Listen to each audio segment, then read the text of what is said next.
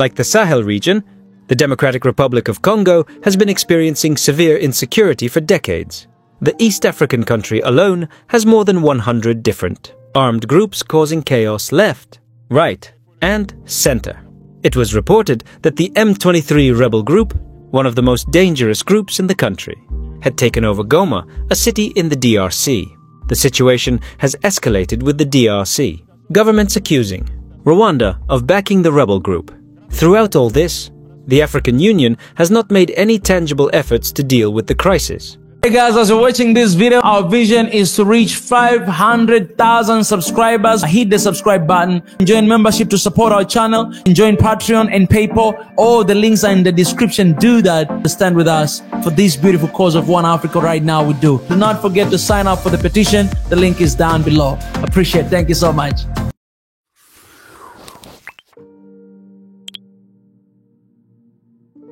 This is why President Traore has sent a strong message to the African Union, blasting it over its inability to deal with any security crisis in the country. In an interview, President Traore expressed his frustration with the African Union's response to the ongoing crisis in the Democratic Republic of Congo, DRC. He highlighted that children in Congo have been dying for years due to conflict. He pointed out that similar crises exist in Sudan and across Africa, where the African Union has failed to provide effective strategies or support for peace. Traore mentioned the Sahel region, which has been battling international terrorism for nearly a decade, without adequate support from continental organizations. He criticized the African Union for doing little more than talking, leaving countries to fend for themselves, often relying on foreign Western assistance. Despite the presence of Western military forces with advanced equipment, the security situation has deteriorated rather than improved, raising questions about their effectiveness or motives. He further criticized the African Union for its silence on injustices committed by Western countries against African nations. Traore cited examples where foreign nations openly supported attacks against African states, yet the AU failed to condemn these actions. He noted that the AU's financial dependency on external donors, especially from Europe, might explain its lack of action. Traore called for the African Union to break its silence and act decisively to restore faith among African youth. However, he questioned whether the AU would indeed step up. He then turned to specific situations in the DRC and Sudan, mentioning a recent attack by the M23 rebel group on Goma airport, illustrating the ongoing instability in these regions. Traore's interview underscores a broader critique of the African Union's effectiveness in dealing with continental security issues, suggesting that without significant change, African countries will continue to face unresolved conflicts and external interference. The assault on the airport was an attempt by the M23 rebels to gain control over the facility and, by extension, the entire city. However, the Democratic Republic of the Congo's military put up resistance, leading to intense clashes marked by heavy gunfire and explosions throughout Goma. In these conflicts, at least 17 UN peacekeepers were killed, with over 300 injured. The deteriorating security has worsened the refugee crisis, driving many civilians from Goma, a city that had once been a sanctuary for many. Not only civilians, but also some DRC soldiers have fled to Rwanda, with Rwandan forces reporting that around 120 Congolese soldiers surrendered. Victor Tsongo, speaking for the Congolese rebel coalition, noted that Goma was under significant pressure due to M23's prior capture of nearby towns like Minova and Sake. Although the Congolese government has not confirmed M23's control over Goma, they've acknowledged the presence of rebels in the city and have cut diplomatic ties with Rwanda, accusing them of arming the rebels. Rwanda denies these accusations, maintaining they are only acting defensively as the UN has called for the withdrawal of foreign troops. The M23 group, active since 2012, claims to fight for the minority Tutsi community, but has caused widespread destruction, death and displacement.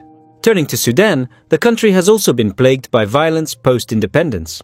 Following the ousting of President Omar al-Bashir, the transition towards democracy has been destabilized by internal divisions between military and civilian factions within the transitional government.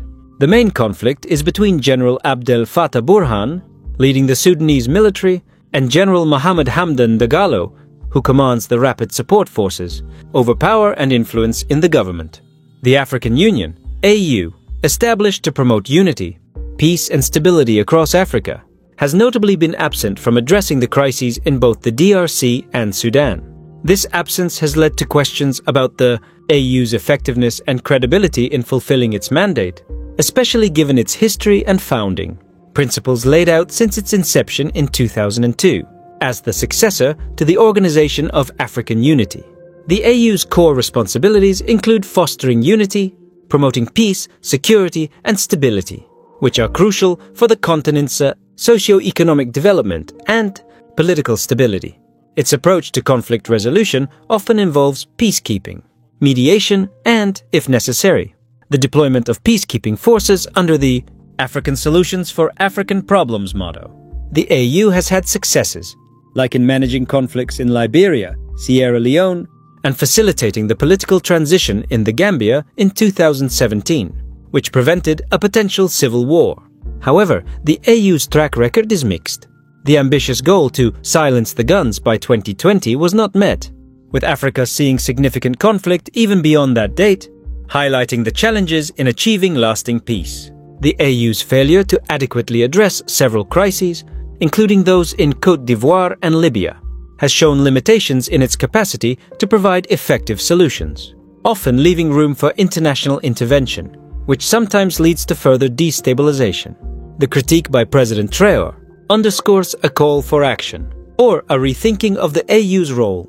If the AU cannot act effectively, there's a suggestion for African countries to consider other alliances like the Alliance of the Sahel States, AES, formed by Mali, Niger, and Burkina Faso in May 2024. This alliance focuses on mutual development, combating terrorism, and asserting national sovereignty, with a clear anti-Western stance, moving towards partnerships with countries like Russia, China, Turkey, and Iran. These countries are taking steps towards economic independence by nationalizing resources, with Mali negotiating better terms for its gold and Burkina Faso developing its gold mining industry. This approach represents a shift towards self-reliance and regional cooperation outside traditional Western alliances, reflecting a broader discontent with external influences and the inefficacy of existing continental bodies like the AU. Niger has taken a significant step by expelling Orano, the French firm that had a major role in its uranium sector, which reflects a broader movement among some African nations towards asserting their sovereignty and reducing foreign influence in their economies. President Traore's vision for the Alliance of the Sahel States, AES, suggests a model where member countries like Mali, Niger, and Burkina Faso prioritize national interests and self-reliance. If all African leaders were to adopt this approach under a unified bloc like AES, led by figures like Traore, there would likely be a profound shift in how African countries interact with the global community, especially in terms of economic and political independence, unlike the African Union, AU, and the Economic Community of West African States, ECOWAS, which often rely on external funding.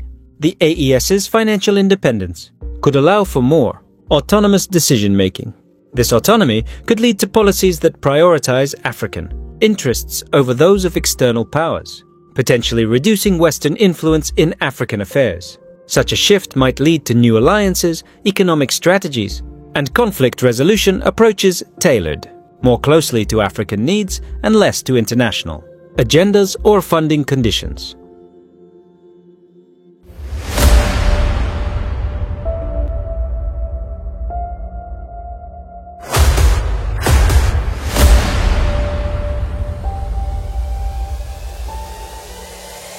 This is the journey to one Africa.